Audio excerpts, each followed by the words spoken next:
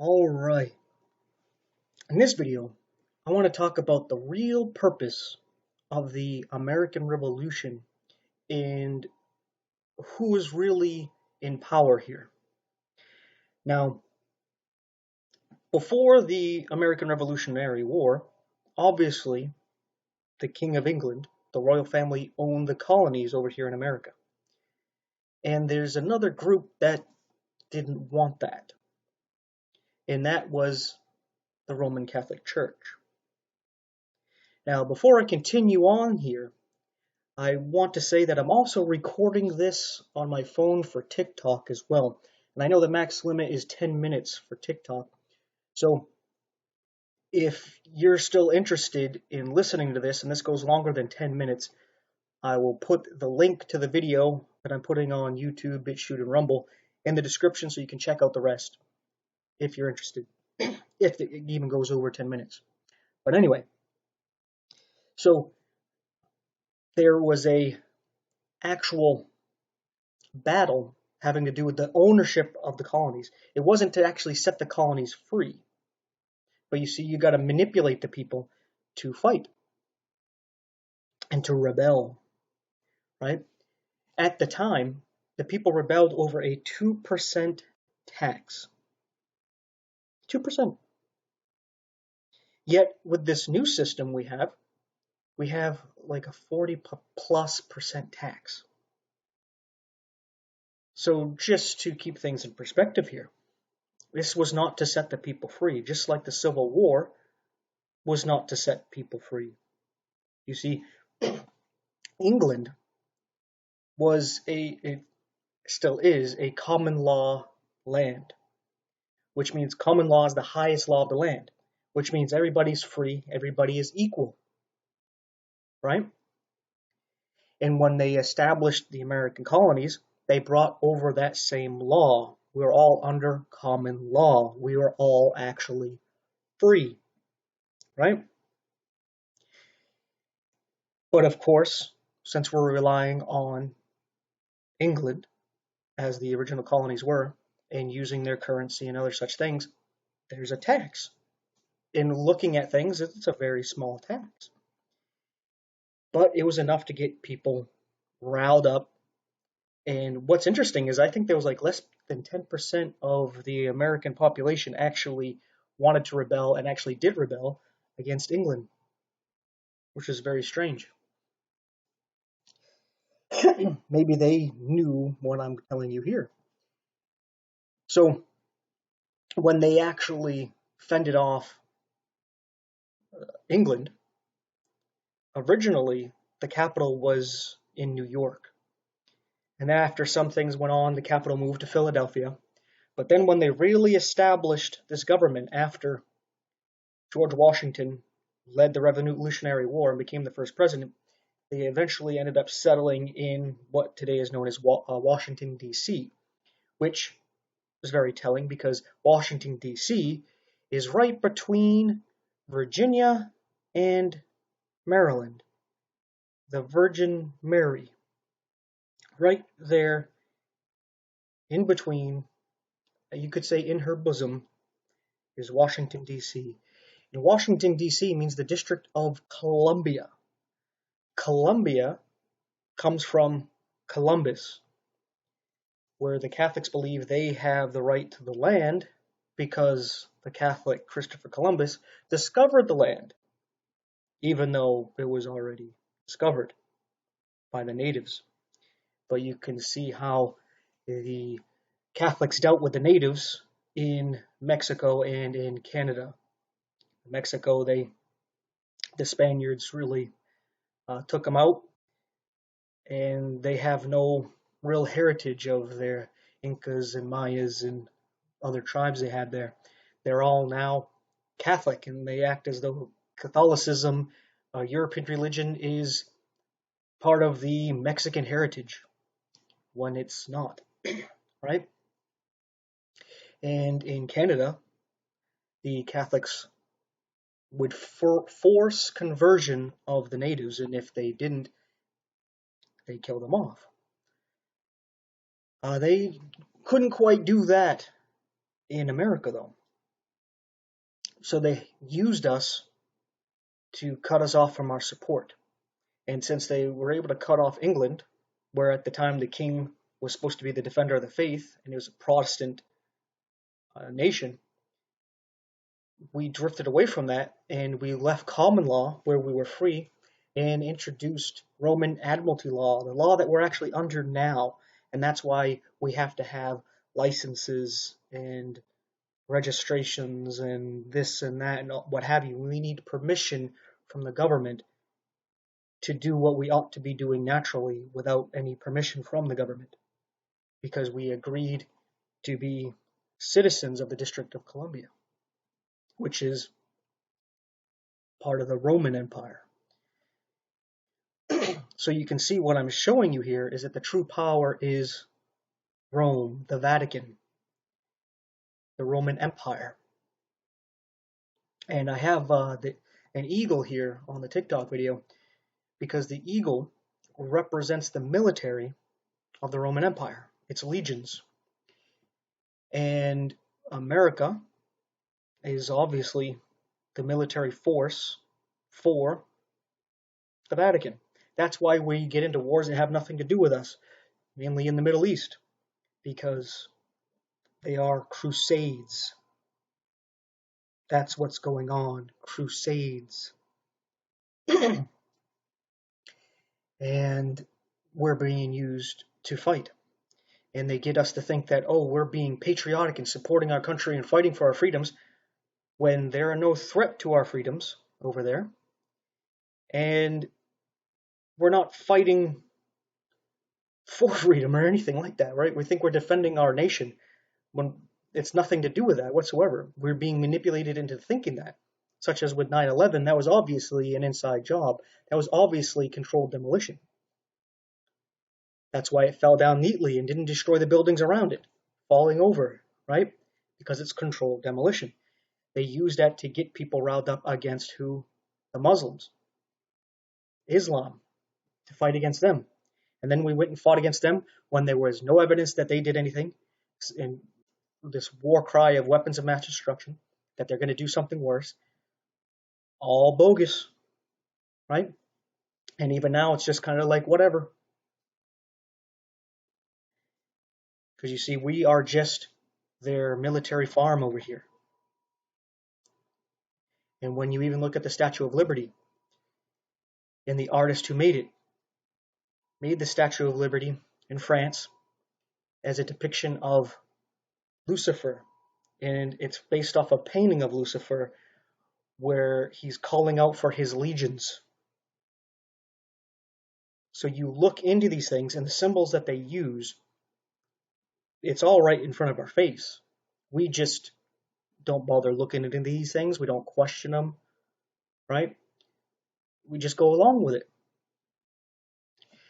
But ultimately, the Catholic Church has control, and they like to use communism and fascism as a way to divide people up and to get the focus off of the real enemy, which is the Roman Catholic Church, the Roman Empire, because the Pope is the king of Vatican, and he's their high priest, their Roman pontiff, right? And your attention's not on him because all roads lead to Rome.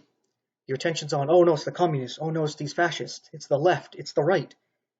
But they're two arms of the same entity, the same being, two wings of the same bird, which is ultimately the Catholic Church. So you're divided and being conquered by this little split here. Now, it's just about 10 minutes, so I want to stop the video here for my TikTok viewers here. And if you want to listen to more, check out the link that hopefully I can put in the description here. And I'm going to be continuing on here with all of you who are actually watching on YouTube, BitChute, or Rumble. So give me a second here to shut this off. All right, so let's continue with this here. So we see that all the symbolism is there. We're still using Roman admiralty law. We're not free. And the South wanted to break free. The Bible Belt, a lot of Protestants wanted to break free from the Union, which is their constitutional right to do so. But the North, being more Catholic controlled, didn't let that happen. They forced them to stay in. They say it was over slavery. No. You see, because once they actually ratified the Constitution after the Civil War, now all of a sudden there's citizens instead of the people. And when you become a citizen, you are basically a slave or property of the state. That's why you have your birth certificate, social security number, and your name on that stuff in fully capitalized Pig Latin, not actually in English. It just looks like English, just like these words here are all capitalized. This would be a Pig Latin kind of form here, where if you brought this into law and tried to say that this says where the real power lies, you couldn't do that because that's not what it actually says in the language it's written in. Because in Pig Latin, you need a little dash or a dot here in between the words to show that this connects to make a sentence. You know how we have a space to show that, oh, these words are separated to make a sentence? It's different in Latin. And they used to teach at least the high school level a bit of Greek and Latin, so you were aware of these kind of things. But they are slowly dumbing down people, where people think Catholicism is Christian, right? They don't even think there's an issue. Everybody's duped and brainwashed and don't even know they've been fooled and tricked and manipulated. And a lot of them don't even care because it's just like the Romans always said. They give them bread and circuses. They got bread and circuses and they're not going to revolt. They're just going to go with the slavery, right? So that's what they're doing. And that's what ultimately it's going to come down to when they end up, before you know it, issuing out the mark of the beast. You can't buy or sell without it. And that's exactly their whole thing. Hey, bread and circuses. Hey, you want to be able to buy and sell? You want to enjoy the society that you've been accustomed to? Well, now you're going to have to take this mark. That's going to damn your soul in order to be able to enjoy it. They always do this. It's the same thing like a drug dealer would do, right? Where, oh yeah, the first hit, the first dose, your first little baggie may be free, right? Or half off or something, right? And then you want to try it again, but then eventually it's like, hey, you got to pay. And now you're hooked on it, and you want it, you desire it. It's the same thing that it's done in a lot of different things, like the NFL, for example, National Football League. You used to be able to watch all the games for free, right? And even in Europe, they can do that, right? Watch the NFL games for free. But you can't watch out of area games. You have to pay for that, and you have to pay a lot of money now. And now if you want to watch like a Sunday night game, well, that's on a different network, so you got to make sure you get that streaming service. You want to watch a Monday night game, you got to get that streaming service that airs that. And then for the Thursday night, it's the same thing, right? They get you suckered in, and you enjoy it. You're addicted to the product. Now they're going to up the price. And then they're doing the same thing in Europe, right? Getting them on the product for free. They get hooked into it, and then all of a sudden you up the price. It doesn't have to be an actual drug, right? Because drugs can come in different forms. Like even the pursuit of something like knowledge can be a drug. You start diving into things and learning things, it gives you a dopamine hit, and you can become addicted to that dopamine hit where you can't sit there with the information you do have and think about it, right? You need something new. You need to learn something new constantly to get that dopamine hit so you can be addicted to such a thing, such as with the internet, where they could give it for free and you get addicted to having that information at your fingertips. And then when they take it away, something that some of us that are a bit older, we grew up with, there wasn't an internet, right? So it's not as big of a deal not to have it. I mean, it would suck, right? But it's not as big a deal as it would be to the people who grew up where there's always been an internet. They've always had access to it, right? They wouldn't have that dopamine hit. So they would do what they gotta do to be able to get that internet, which soon would end up being the mark of the beast. See how they set things up so that they can manipulate us into the direction they want us to go, to funnel us in, all the sheep to the slaughter here.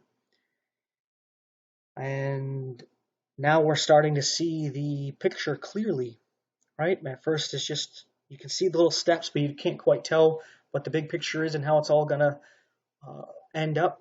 But now we can look back at the history, we can see how all the pieces come together and the ultimate direction they're leading us to. So we can see the creation of the revived Roman Empire and how that's going to actually have a big impact here pretty soon here. Because we read in Daniel chapter 2 of a statue that represents time, starting with the golden head representing Babylon. And then it's conquered by the chest and arms of silver, which represents the Medo-Persian Empire. And then they're conquered by the belly and thighs of brass, representing the Grecian Empire with Alexander the Great. And then the iron legs represent the Roman Empire. And you can say the two legs is because it's split into the east and the west. You can also say because it's split across the Atlantic Ocean. So you have the two different legs, right? Saying America is Roman. Hence the Roman names in architecture and the use of Latin in the law and using Roman admiralty law, using all these different things. But at the end of the statue, it says that the feet are iron and clay. Now, in that chapter, it doesn't tell you what the clay represents, but if you study the scriptures, you'll see references in Isaiah and in Jeremiah of how Israel, God's people, represent the clay because God created man out of the earth, the dust of the earth, or the clay, right? And he molds us into the image that he sees fit. We don't mold ourselves. We have to submit to how he's going to mold us and trust that he's going to mold us into something worthwhile, right? And when it shows in Daniel 2 that the iron mixed with the clay, it says, and they will mingle with the seed of men. And it says that this clay is miry baked clay, so that it's dirty clay, and it's baked, so it's sinful, and it's hardened where you can't clean it up and reuse it now, right? You can't remold it. So this end nation is going to be a mixture of the Roman Empire with the nation of Israel. Israel is going to be the harlot riding this beast. And it's coming together now.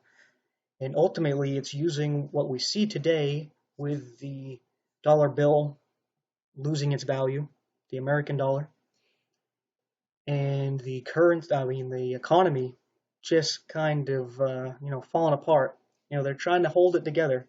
I think God's really doing that so that people can wake up before the damage really hits us, right?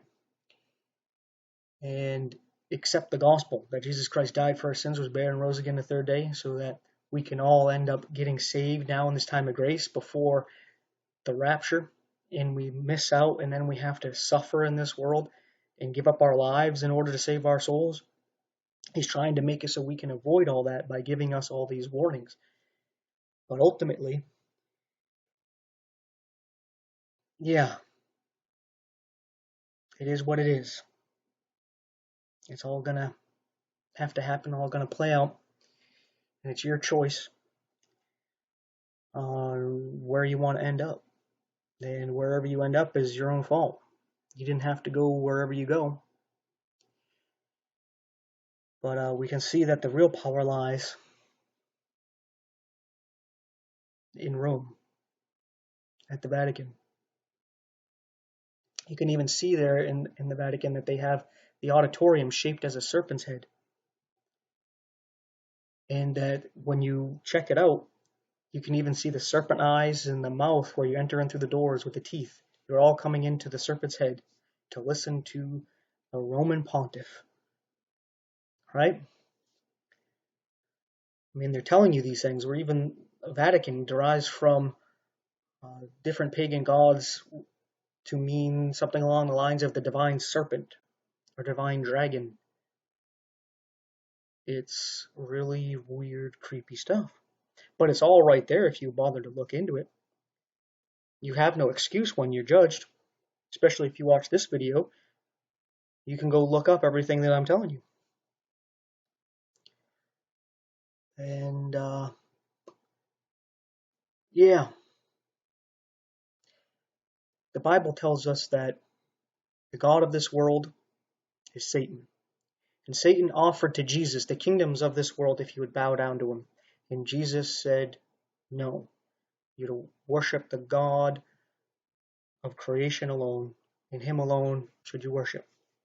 I'm paraphrasing, not using exact words, just in case somebody wants to quote me on that. So he rejected Satan's offer. He didn't say, hey, you don't own this world. You don't own the kingdoms. And I said, yeah, you do. You can even read in Daniel that the prince of Persia fought against the angel Gabriel, who was coming to give a message to Daniel. The prince of Persia is not the physical prince there. It's the angel, the fallen angel behind the prince of Persia that fought with the angel Gabriel. So the kingdoms of this world are run by Satan's minions. And ultimately, he runs Rome. That's his headquarters. And he offered the Christian church, at least the bishop of Rome, the same offer he offered Jesus. The kingdoms of the world if they would bow down to him, and they did. And then that bishop of Rome became the Roman pontiff, the title given to the emperor of Rome. And now the Roman pontiff, who everybody calls the Pope, is the king of Vatican City. That's why all the government leaders come to him and they kiss his ring, because he's in charge. Right? But Daniel 2 tells us that this final kingdom is partly strong, partly weak. It doesn't quite cling together. And that's exactly what we're seeing in this world, right? Things aren't quite fitting together all neatly and organized, right? And that's partly because there's resistance. There's God's people here through the Christians, through the Jews, and there's a bunch of people on the fence. They really need to make their choice before it's too late. So, with all that being said, hope you think about this and you look into these things, because you'll see that all roads lead to Rome. Even when you look at something like not just politics, but the left and the right are Catholic, where Joe Biden, open Catholic, right? Trump, Jesuit, which is Catholic. But you look at Hollywood, you'd be like, what? Yeah, Hollywood. You have Columbia Pictures, having to do with the District of Columbia, which I already showed ties to Rome. And then you have Universal Pictures. Catholicism is universal. That's what it means. That's why a lot of these companies, Hollywood puts out the movies making the Catholic Church look like where you need to go when you have a problem with demons. You can't just call on Jesus when you have these issues. You can't go to God. You need to go to the specialist, the Catholic priest. They're the Ghostbusters, right? And they're putting that kind of teaching out there for you, so that it's the first thing you're going to think of if you have some kind of weird experience. Who are you going to call? The Exorcist, right? That's where your mindset is going to go. You're not going to go Jesus, right? where you ought to be going, because they conditioned you that with their movies and their TV shows. And that's the hub of I'm not sure if I can say this word without getting flagged. So it's those people who really like children, minors, more than they ought to. Because I don't want to say the word and get this flagged because there's censorship, right? You know, the country of free speech. And here you can't say certain words.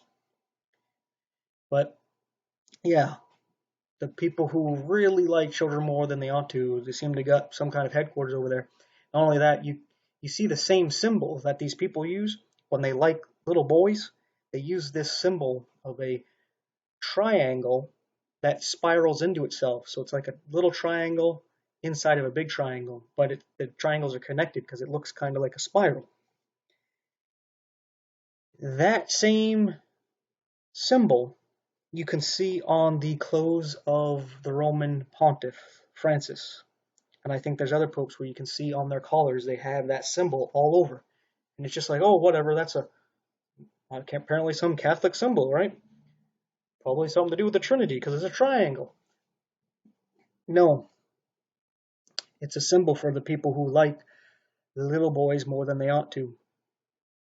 Right? And I think you know what I mean when I say that. So when you see these people like the Catholic Mel Gibson putting out the movie The Sound of Freedom, and then the people are attacking, oh, you got to go see this movie because they actually want you to see it. Like I made a video and posted it just a little while ago about how they set up your heroes and your leaders. They target certain people and they make it obvious that they're targeting because they want you to pay attention to them. That's what they were doing with Mel Gibson in his movie The Sound of Freedom. They want you to go see it, so they cause all kinds of disruption to make you think that they don't want you to see it, so that, hey, it makes you want to see it more, right? I want to go see why they don't want me to see it. Well, guess what? Not only does this movie speak out about the people who like children, minors, more than they ought to, but it talks about the solution to this is to chip your children with some kind of microchip. So that's where you know the end is near, because it's going to start, oh, you got to protect your children. If you're not going to microchip your child, well, you don't care about them, right?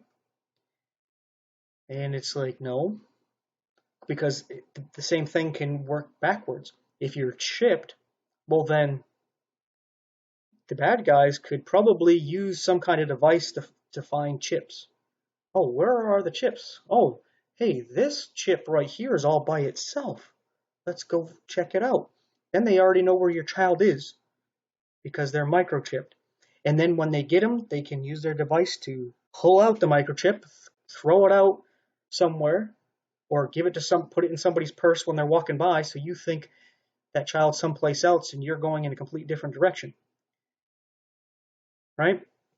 People don't really think these things through, but you see how they're using your emotions and stuff you really care about to manipulate you and put other ideas into your head. Because if they just came out saying, hey, microchip your children, no, I'm not going to do that. Oh, what? But all these people are trying to get your children, and the way that we can actually help them is with microchips.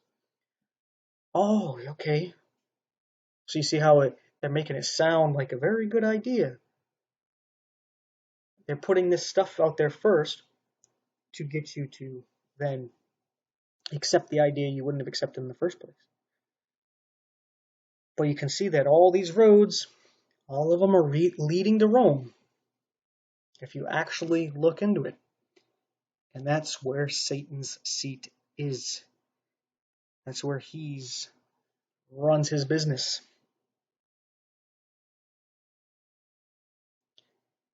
But yeah, with all that being said, look into these things. Think about them.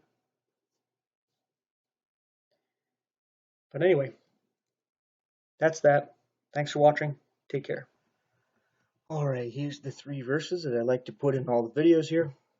Isaiah 34:16, seek ye out the book of the Lord and read, so that Jesus doesn't tell you what he tells the Sadducees here in Matthew 22:29, ye do err, not knowing the scriptures.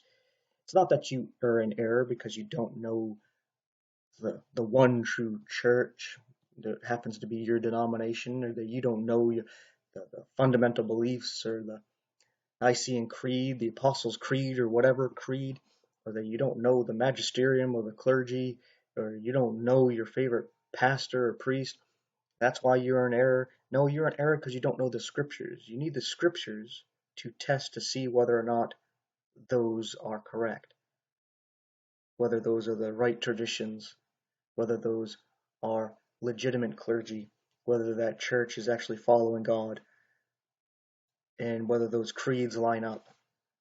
Those fundamental beliefs are found in the scriptures. Because knowing the scriptures is knowing God. Like we read here in John 17:3, Jesus says, "And this is life eternal, that they might know thee, the only true God, and Jesus Christ, whom thou hast sent." This is a deep knowing. As Adam knew Eve and she conceived, you need to know God in like manner, so that you may be born again, that his word, his seed, it abides in your heart.